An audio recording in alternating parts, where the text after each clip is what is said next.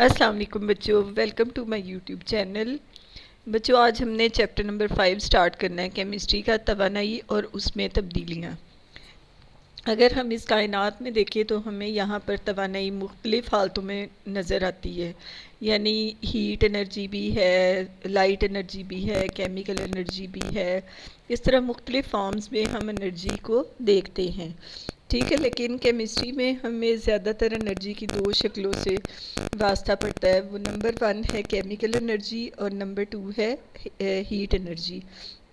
Chemical energy वो होगी जिस एनर्जी के तहत एटम्स आपस में जुड़े हुए होते हैं, और हीट एनर्जी वो होगी जब कोई भी एटम्स जिनके अंदर या तो बॉन्ड्स बनते हैं या टूटते हैं, तो उस वजह से जो एनर्जी खारिज होती है उसको हीट एनर्जी कहते हैं। ये नीचे जो डायग्राम है उसमें भी आप देखें कि एक एटम आके दूसरे एटम के साथ जुड़ रहा है, और उसके बाद फिर उसमें से 3 एटम्स जो हैं वो निकल रहे हैं, टूट रहे हैं, तो उसमें आपको येलो कलर की ये हीट एनर्जी खारिज होती हुई नज़र आ रही होगी। बच्चों, नेक्स्ट जो आपकी स्क्रीन पे शो हो रहा है वो नेक्स्ट टर्म है एनर्जेटिक्स। एनर्जेटिक्स क्या है कि किसी भी केमिकल रिएक्शन के दौरान एनर्जी में जो भी तब्दीलियाँ वक़ूअ पज़ीर होती हैं उनको एनर्जेटिक्स कहते हैं। तो ये एनर्जियाँ किसी केमिकल रिएक्शन में किस वजह से होंगी? वो बच्चों किसी भी केमिकल रिएक्शन में जब बॉन्ड्स बनते हैं या टूटते हैं, तो बॉन्ड्स के बनने या टूटने की वजह से जो तब्दीलियाँ होती हैं उनको एनर्जेटिक्स कहते हैं। तो बच्चों, आपको पता है कि बॉन्ड्स जो हैं ये दो तरह के होते हैं, एक कमज़ोर बॉन्ड्स होते हैं और जो दूसरे मज़बूत बॉन्ड्स होते हैं। जब मज़बूत बॉन्ड्स टूटते हैं तो फिर ज़्यादा एनर्जी खारिज होती है, जब कमज़ोर बॉन्ड्स टूटते हैं तो कम एनर्जी खारिज होती है।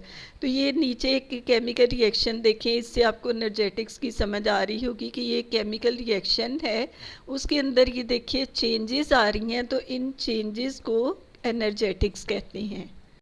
अब बच्चों, नेक्स्ट जो आगे टर्म जिसको मैंने अंडरलाइन किया हुआ है एक्ज़ोथर्मिक और एंडोथर्मिक है। अगर किसी भी केमिकल रिएक्शन के दौरान में एनर्जी खारिज हो रही है तो उसको एक्ज़ोथर्मिक रिएक्शन कहेंगे, और अगर किसी भी केमिकल रिएक्शन के दौरान एनर्जी जज़्ब हो रही है तो उसको फिर एंडोथर्मिक रिएक्शन कहेंगे। अब बच्चों, ये देखिए स्क्रीन पे आपको जो डायग्राम शो हो रही है उसमें देखिए एंडोथर्मिक रिएक्शन जो है उसमें बर्फ़ का पिघलना दिखाया हुआ है कि बर्फ़ के पिघलने के लिए एनर्जी की ज़रूरत है। ठीक है, तो इसलिए उसको एंडोथर्मिक रिएक्शन कहेंगे क्योंकि उसमें एनर्जी यूज़ हो रही है। और दूसरा एक्ज़ोथर्मिक देखें तो उसमें आग जल रही है, तो आग जब जलती है तो उससे हीट खारिज होती है। ठीक है, तो इस एग्ज़ाम्पल से बच्चों आपको एंडोथर्मिक और एक्ज़ोथर्मिक रिएक्शन की समझ आ गई होगी। ये बच्चों देखिए मैंने दो और एग्जांपल आपको दी हैं, एक्ज़ोथर्मिक की और एंडोथर्मिक की। जो ऊपर वाला रिएक्शन है जिसमें से आपको एरोज बाहर की तरफ नज़र आ रहे हैं, वो एक्ज़ोथर्मिक रिएक्शन है क्योंकि उसमें से हीट खारिज हो रही है। और जो नीचे वाला रिएक्शन है जिसमें हीट जज्ब हो रही है तो उसको एंडोथर्मिक रिएक्शन कहेंगे। उम्मीद है कि बच्चों आपको एक्ज़ोथर्मिक की और एंडोथर्मिक की अच्छी तरह से समझ आ गई होगी। बच्चों, नेक्स्ट टर्म जो आपकी इसी पेज के ऊपर शो हो रही है वो है एंथैल्पी। एंथैल्पी कहते हैं हीट कंटेंट को, और इसको एच से ज़ाहिर किया जाता है। किसी कंपाउंड की एंथैल्पी वो टोटल एनर्जी है जो इस कंपाउंड में महफूज होती है। इस तबई मिकदार को किलो जूल पर मोल में नापा जाता है। तो एंथैल्पी जो है, जब किसी रिएक्शन के दौरान हीट एनर्जी जज्ब होती है तो इस रिएक्शन में हिस्सा लेने वाली अशिया की टोटल एंथैल्पी भी बढ़ जाती है। जैसे ही हीट जज्ब होती है तो एंथैल्पी बढ़ जाती है। ठीक है, क्योंकि उसमें ऑलरेडी पहले हीट एनर्जी मौजूद है, जब उसमें जज्ब होगी तो एंथैल्पी बढ़ जाएगी। इसी तरह जब किसी रिएक्शन के नतीजे में हीट एनर्जी खारिज होगी तो उसमें से उस चीज़ में से जो है एंथैल्पी कम हो जाएगी। मतलब ये कि उसमें ऑलरेडी जो हीट मौजूद थी वो जब खारिज हो जाएगी तो फिर क्या होगा, उस शय की एंथैल्पी कम हो जाएगी। बच्चों, लास्ट पैराग्राफ आप देखें तो इसमें देखें कि एनर्जेटिक्स जो है ये असल में थर्मोडायनेमिक्स एक और टर्म है, उसका ही छोटा सा हिस्सा है।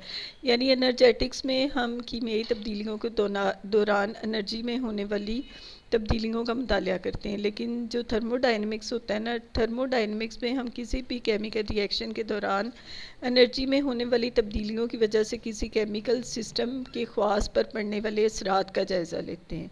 यानी थर्मोडायनेमिक्स में हम किसी भी केमिकल रिएक्शन में जो चेंजेस आती हैं उसके बाद जो असरात पैदा होते हैं उन असरात का जायज़ा लेते हैं, और जो केमिकल चेंजेस आती हैं उनको एनर्जेटिक्स कहेंगे, यानी असरात जो हैं वो थर्मोडायनेमिक्स में आ जाते हैं, और जो कीमियाई तब्दीलियाँ आती हैं उनको एनर्जेटिक्स कहते हैं। उसके बाद बच्चों जो अगला टॉपिक है हमारा वो है सिस्टम एंड सराउंडिंग। तो केमिस्ट्री में सिस्टम से मुराद हर वो शय है जिसमें कोई फ़िज़िकल या केमिकल तब्दीली वकूअ पज़ीर हो रही है।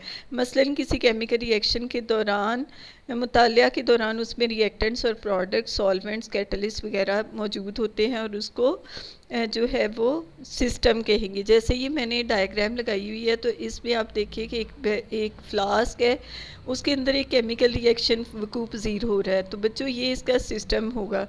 और जो इसके इर्द गिर्द जितनी भी चीज़ें होंगी, जो उसका माहौल होगा, वो उसकी सराउंडिंग कहलाएगी।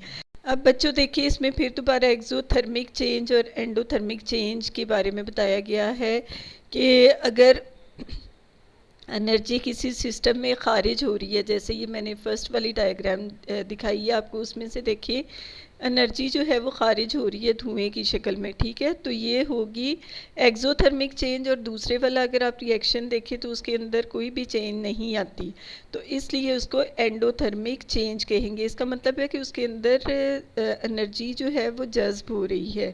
तो एक्सोथर्मिक चेंज को माइनस साइन से, और जो एंडोथर्मिक चेंज है उसको मुस्बत साइन से ज़ाहिर करेंगे। बच्चों जो नेक्स्ट टॉपिक हमने पढ़ना है वो एंथैल्पी है। एंथैल्पी के बारे में मैं अभी आपको पहले भी बता चुकी हूँ, लेकिन यहाँ पर इसको अलग से टॉपिक के तौर पर बयान किया गया है।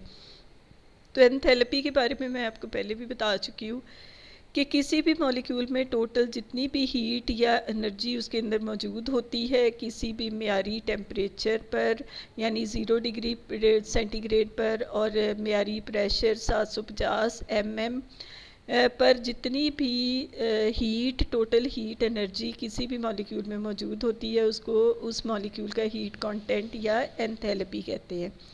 एंथैल्पी जो है ये एक थर्मोडायनेमिक सिस्टम में मौजूद एनर्जी की पैमाइश है, और ये सिस्टम के टोटल हीट कंटेंट के बराबर होती है।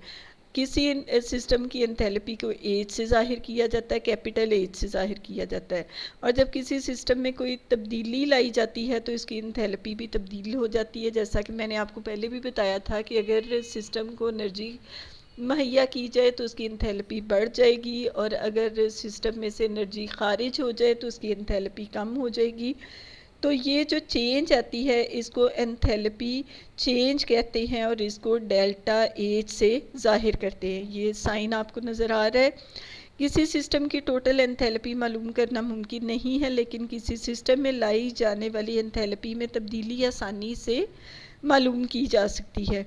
केमिस्ट्री में एक रिएक्शन की मियारी स्टैंडर्ड एंथैल्पी तब्दीली डेल्टा एच नॉट इस रिएक्शन में आने वाली एंथैल्पी में तब्दीली है जब रिएक्टेंट्स रिएक्ट करके प्रोडक्ट्स में तब्दील होते हैं। याद रहे कि रिएक्टेंट्स और प्रोडक्ट्स दोनों मियारी हालतों में होने चाहिए।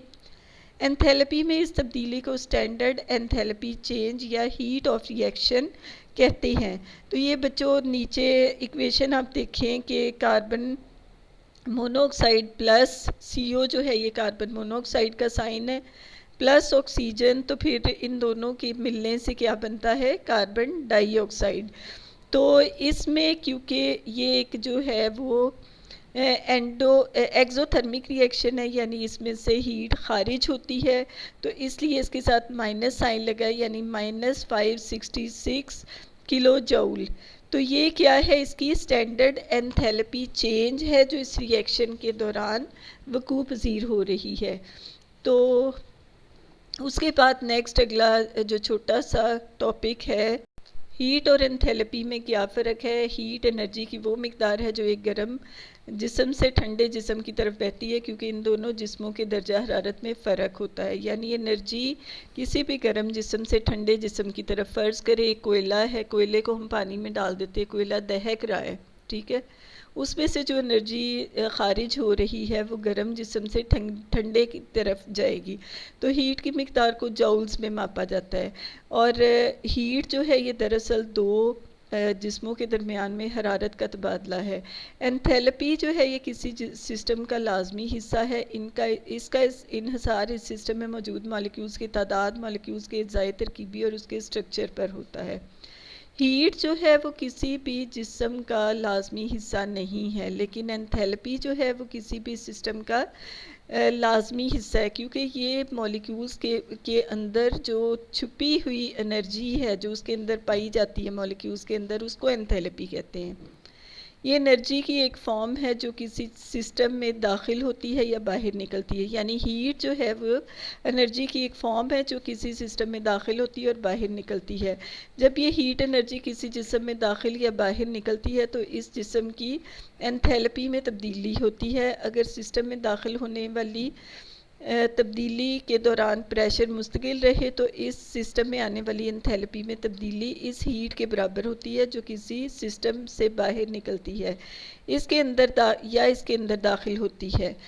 यानी इसका मतलब ये है कि अगर प्रेशर को कांस्टेंट रखा जाए तो फिर जितनी हीट जिस्म के अंदर दाखिल होगी उतनी ही हीट जो है वो जिस्म से बाहर या उस सिस्टम से भी खारिज होगी, तो फिर एंथैल्पी और हीट की मिकदार दोनों बराबर हो जाएगी।